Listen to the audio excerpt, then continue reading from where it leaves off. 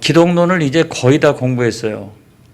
기독론에서 가장 중요한 그 주님의 사역이 있다라고 하면 속죄 사역이겠죠.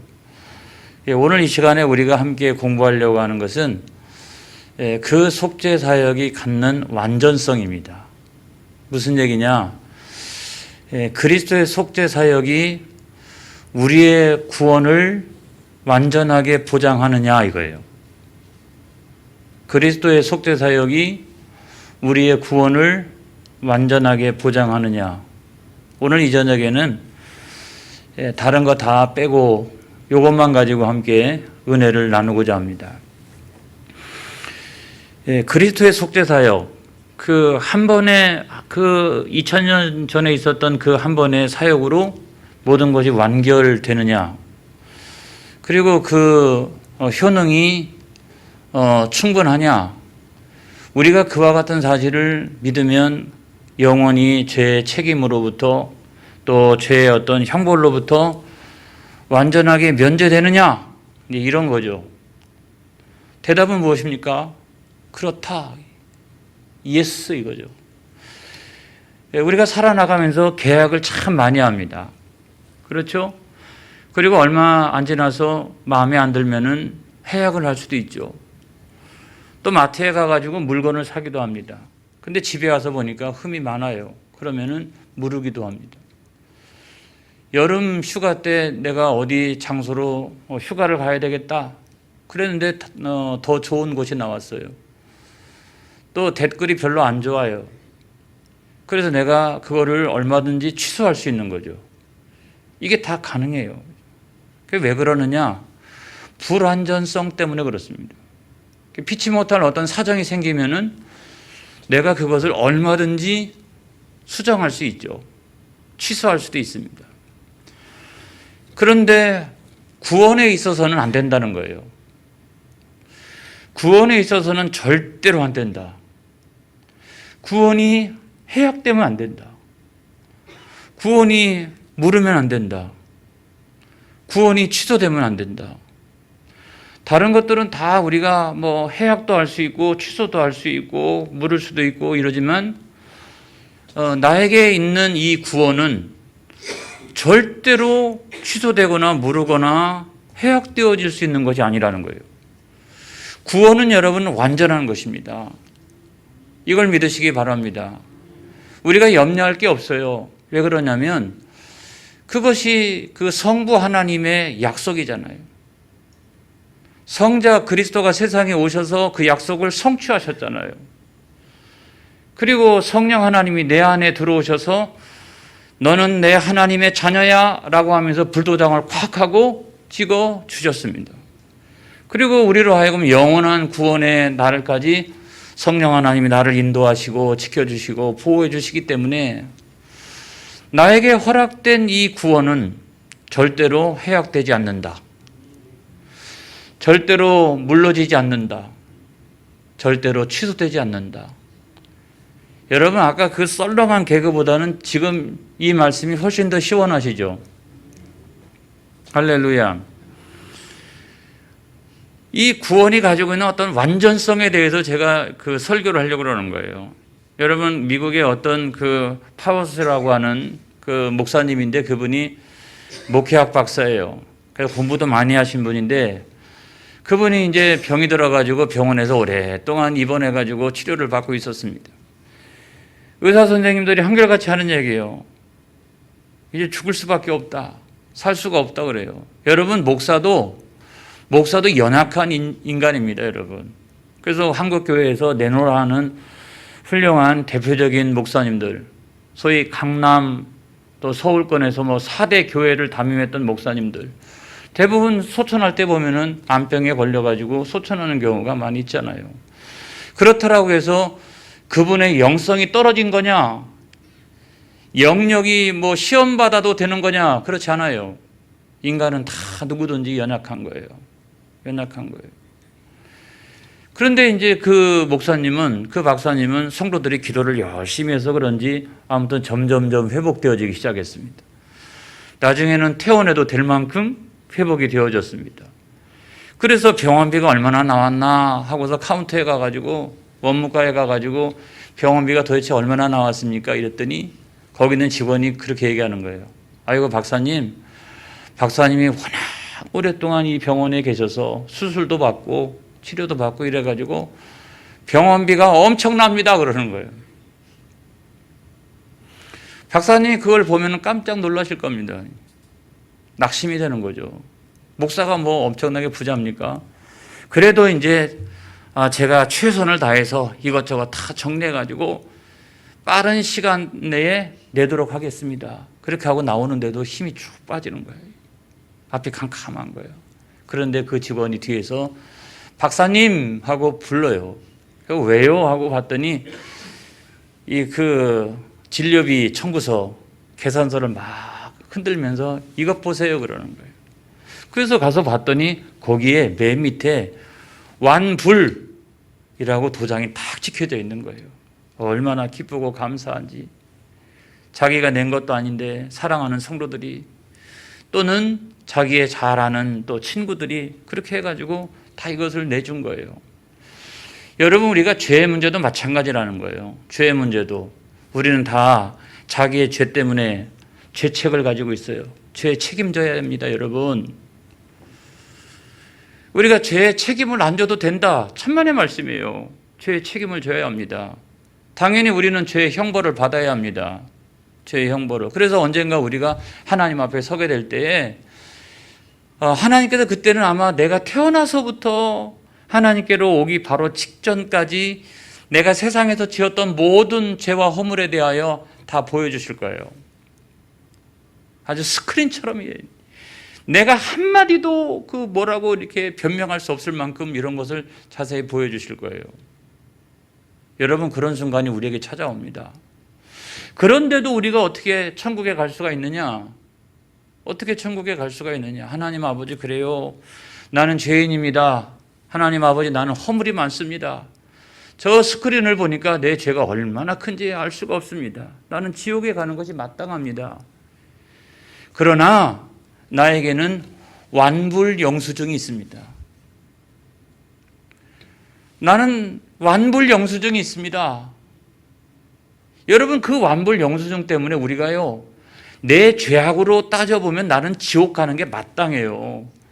그런데 나는 이미 믿음 안에서 그런 완불 영수증을 가지고 있기 때문에 천국으로 들어가게 되는 줄을 믿으시기 바랍니다. 그 완불 영수증이 뭐냐? 그리스도의 보혈, 그죠? 그리스도의 피. 그거를 내가 믿음으로 말미암아 나는 완불 영수증의 소유자가 되는 거죠. 할렐루야. 그래서 여러분, 그리스도의 속죄 사역이 이 기독론에 있어서 가장 중요하고요, 맨 마지막에 가장 중요한 사역으로 등장하는 이유가 거기 있는 거예요. 그리스도의 속죄 사역은 완전성을 가지고 있다는 거예요. 할렐루야. 해약되어질 수도 없고 물을 수도 없고 취소되어질 수도 없고. 여러분, 그것이 뭐냐면 그리스도의 속죄 사역이라는 거예요. 우리는 그런 완불 영수증을 믿음 안에서 가지고 있는 저와 여러분이라고 하는 사실을 믿으시기를 주의 이름으로 축원합니다. 할렐루야. 근데 모든 사람들이 다 그런 완전성을 믿는 것도 아니에요.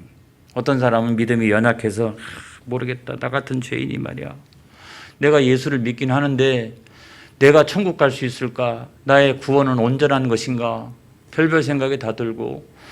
여러분, 또 로마 카톨릭 같은 경우에 보면은, 제가 거기를 뭐 이렇게 공격하려고 하는 건 아니고요, 거기도 보면 그리스도의 속죄 사역의 완전성을 별로 인정하지 않아요. 그러니까 인간의 죄의 문제를 그리스도의 속죄 사역으로 완전히 해결할 수 있다, 또는 그리스도의 속죄 사역은 인간의 모든 죄의 문제를 해결할 수 있다, 여러분, 그렇게 믿는 게 아니에요. 죄는 크게 보면은 대죄와 소죄가 있다 그래요. 대죄는 어떤 거냐면 도무지 용서받을 수 없는 죄, 그냥 큰 죄라는 거죠.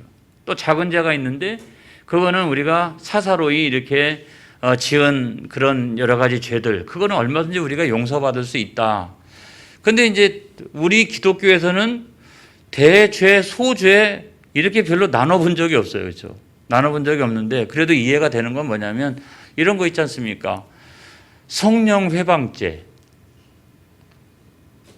하나님의 나라를 방해한다든지 복음을 방해한다든지 성령 회방죄 이런 것들은 용서가 안 되잖아요.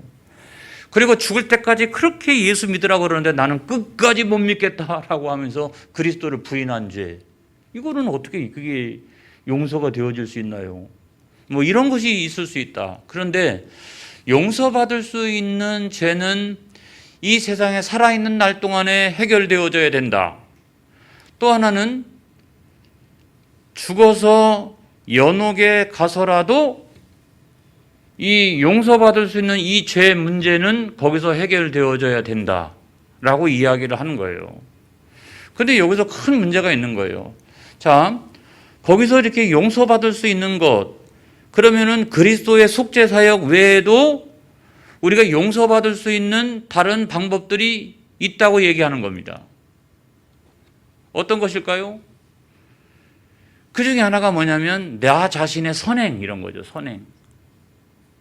그 다음에 조상들의 공로, 조상들이 막 건축을 했다든지 땅을 내놨다든지 아무튼 뭐 크게 헌금을 했다든지 막 이런 거. 그 다음에 내가 죽었어요. 내가 죽어서 연옥에 가 있는데 내 자녀들이 속전을 내는 거죠. 속전.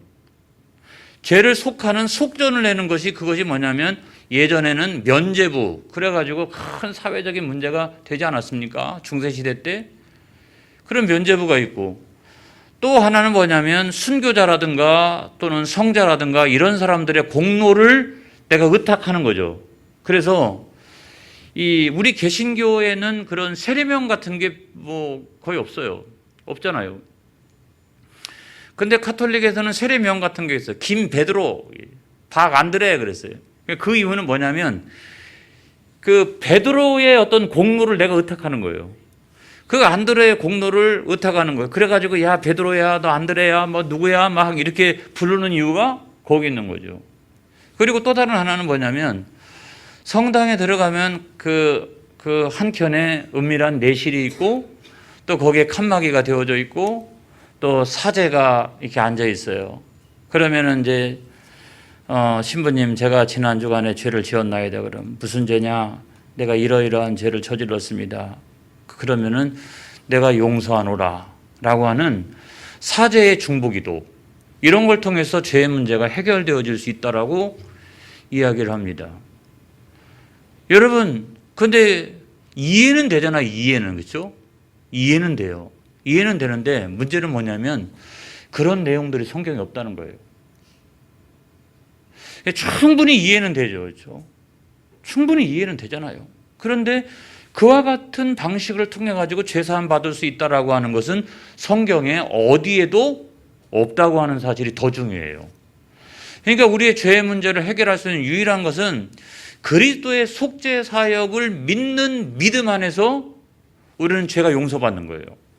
내가 선행을 행한다든지 속전을 낸다든지 공로가 있다든지 누구의 이름을 의지한다든지 아니면 내가 중보기도를 받는다든지 그런 거를 통해 가지고 내가 죄사함 받는 건 결코 아닙니다, 여러분.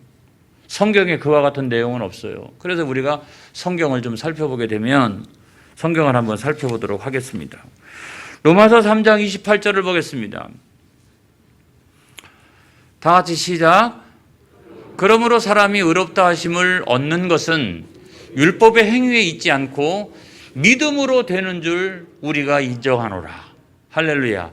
율법의 행위라고 하는 것은 자기의 공로, 선행, 뭐 속전 이런 거 다 포함되어질 수 있죠. 행위, 이게 행위. 그렇지만 그거 갖고 되는 게 아니라는 거죠. 그 다음에 또 성경 또 보겠어요.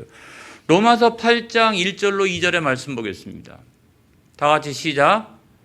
그러므로 이제 그리스도 예수 안에 있는 자에게는 결코 정죄함이 없나니. 스톱. 자, 그리스도 예수 안에 있는 자는, 그리스도 예수를 믿는 자는 이거죠. 그리스도 예수 안에 내가 있다라고 하는 건 뭐냐면 믿음 안에서 그리스도 예수 안에 있는 거잖아요.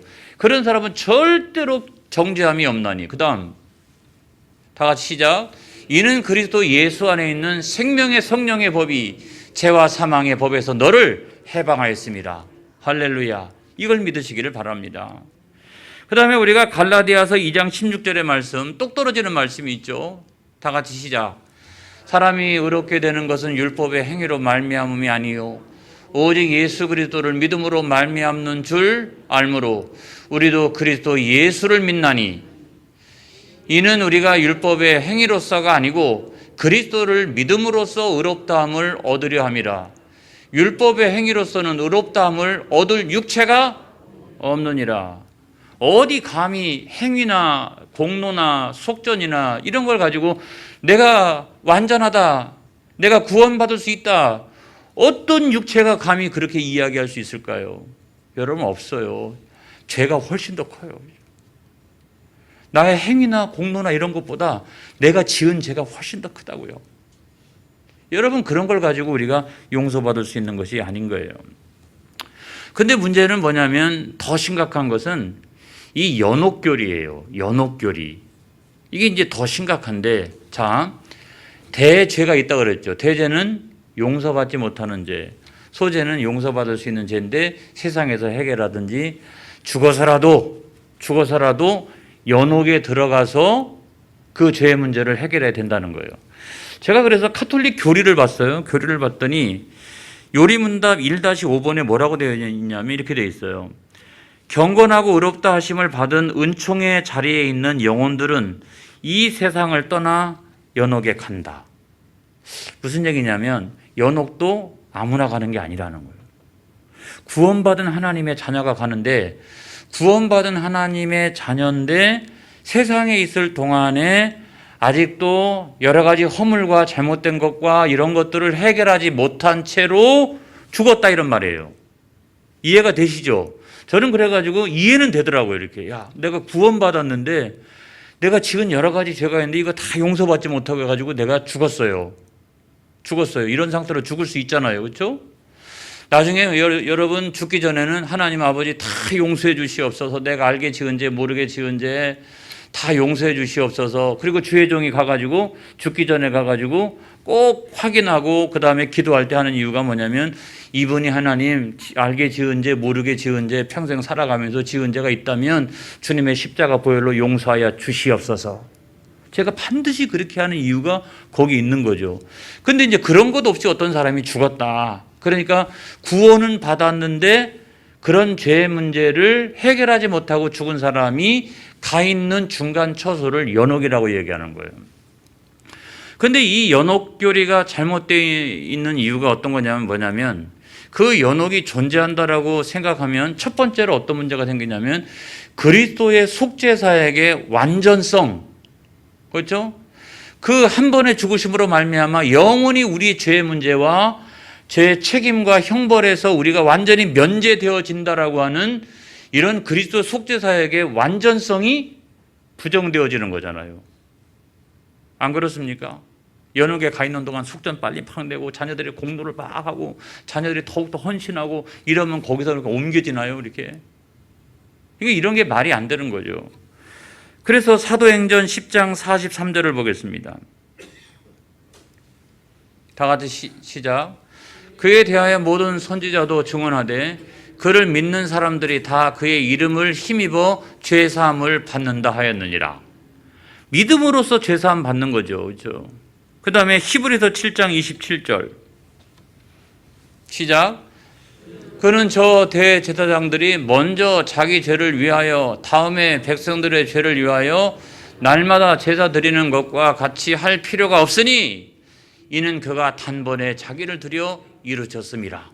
할렐루야. 단번에 그 한 번의 속죄 제사를 내가 믿음으로 말미암아 그와 같은 역사가 일어나는데, 그것 조금 일부 남겨놨다고 연옥에 가 있다가 막 밑에서 어떻게 막 하고 나는 거기서 형벌받고 있고 이래가지고 어떤 문제가 해결되어질 수 있는 것이 아니라는 거예요. 성경에 없어요. 두 번째로는 뭐가 문제가 있냐면 중간 처소가 있습니다. 물론. 근데 성경이 말씀하고 있는 중간 처소는 딱 두 개밖에 없어요. 하나는 낙원, 하나는 음부. 그렇죠?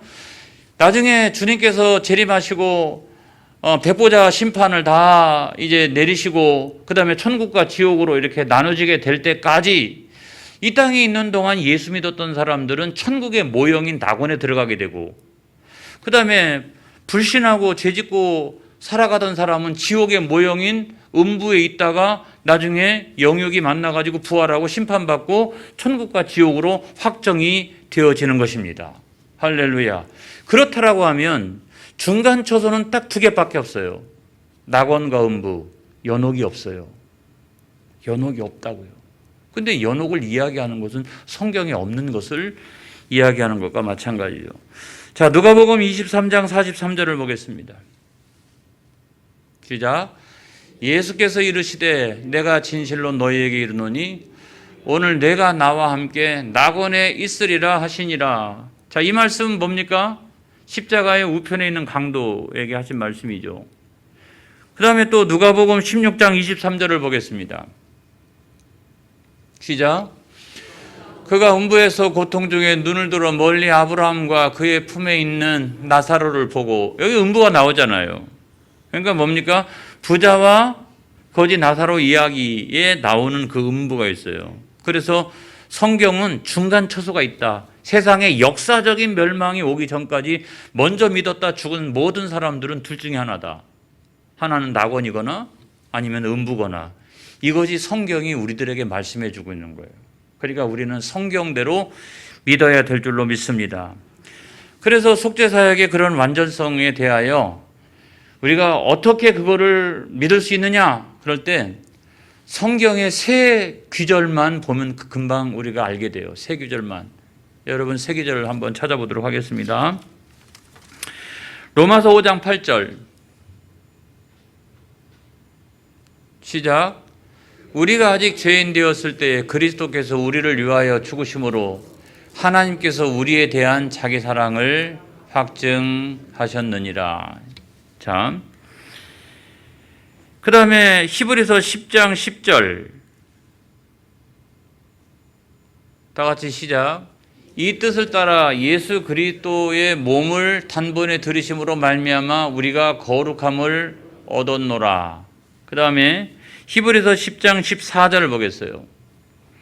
그가 거룩하게 된 자들을 한 번의 제사로 영원히 온전하게 하셨느니라. 그러니까 그 속죄사역의 완전성이라고 하는 것은 그런 하나님의 뜻대로 예수님께서 십자가에서 대속적인 죽음을 죽으셨고 그 한 번의 제사로 말미암아 우리가 영원히 믿음 안에서 온전케 되느니라. 이걸 믿으시기를 주의 이름으로 축원합니다. 그래서 여기에는 이제 몇 가지 그 특징 같은 게 있는데 이런 것이 있어요. 첫째가 어떤 특징이 있느냐 보면은 객관성이 있다. 자, 이 완전성이라고 하는 것은 사람에게서 나온 것이 아니라는 거예요. 사람의 감정이나 의지나 이런 데서 나온 것이 아니라는 거예요. 이 하나님의 그 속죄 사역의 그 계획 이런 것들은 사람에게서 나온 게 아니라는 거예요. 그런 객관성을 가지고 있다. 한번 보겠습니다. 갈라디아서 4장 4절로부터 5절에 있는 말씀. 자, 시작.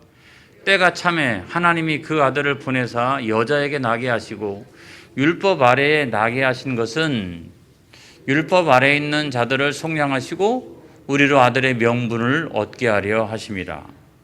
그러니까 이 속죄 사역에 이게 완전할 수밖에 없는 이유가 뭐냐면 사람이 무슨 계획을 했다든지 내가 막 의지를 갖고 뭔가를 추진해 가지고 이룰 수 있는 게 아니라 하나님이 만세전에 계획하시고 때가 참에 그리스도를 세상 가운데 보내주셔서 성취하신 객관적인 사건이라는 거예요.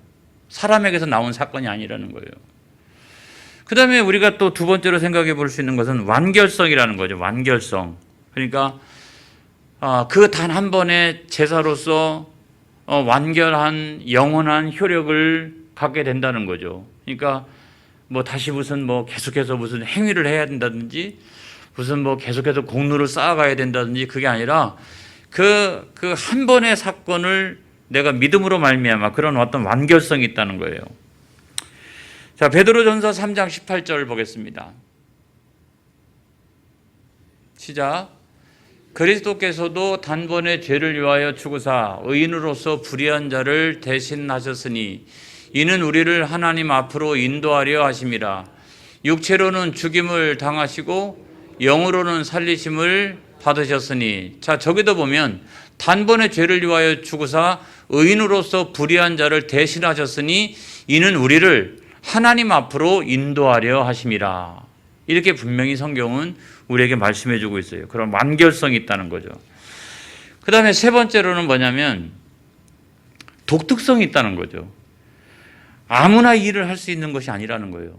이 그리스도의 속죄 사역은 아무나 인간이 막 성인 군자라 할지라도 이 속죄 사역을 감당할 수 있는 게 아니라는 거예요. 그는 하나님이셔야 돼요. 그는 완전한 인간이셔야 돼요. 이 두 가지가 한꺼번에 계신 분은 그리스도 예수밖에 없습니다. 할렐루야.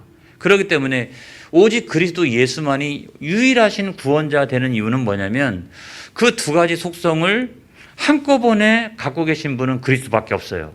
하나님이시면서 죄가 없으신 인간이신 분은 그리스도밖에 없어요.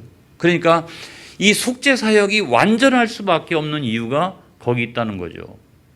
할렐루야. 믿으시기 바랍니다. 그 다음에 마지막으로 효능성인데 여러분 히브리서 10장 14절 한번 보겠습니다. 다 같이 시작. 그가 거룩하게 된 자들을 한 번의 제사로 영원히 온전하게 하셨느니라. 그래서 그 효능이 2000년 전에 일어난 속죄 제사였지만 그 한 번의 제사로 내가 믿음으로 말미암아 영원히 죄사함 받고 의롭다 함을 얻고 하나님의 자녀가 되어지는 그 온전함의 효력이 있다는 거예요. 할렐루야. 여러분 아까 제가 독특성에 대해서 이야기를 했습니다마는 요즘 막 그 이단의 교주들 가운데 막 자기가 재림 예수다 이런 사람들 많잖아요. 그런데 그거는 독특성을 가지고 비교해 보면 알아요. 이게 독특성을 가지고. 자, 누가 과연 성육신한 사람이 있어요? 재림 예수들 가운데. 그 다음에 뭐 우리의 죄를 위하여 막 십자가에 그 대신해서 이렇게 그 죄를 대신하여 죽은 사람이 있습니까? 그리고 뭐 죽었다가 부활했습니까? 그 어떤 분은 뭐 죽지 않고 계속 부활할 거라고 하는데 제가 장담합니다. 아주. 그분 병원에 왔다 갔다 하고 있는데 얼마 안 있으면 가질 것 같아요. 무슨 부활을 합니까? 그 다음에 이제 승천. 그러니까 적어도 그리스도 정도 되려면 성육신, 십자가의 죽으심, 부활, 승천 이런 것 정도는 비슷비슷해야지 내가 재림 예수지. 누가 감히 그 그리스도의 그 속죄 사역의 온전함과 그 완전함에 대하여 흉내조차도 낼 수가 있습니까? 아무도 못 내는 거예요. 그들은 다 가짜인 거예요. 그래서 오직 그리스도만이 그 속죄 사역의 완전성을 통해서 그리스도 예수만이 우리의 유일한 구원자시라. 이걸 여러분 믿으시기를 주의 이름으로 축원합니다. 할렐루야. 기도하겠습니다.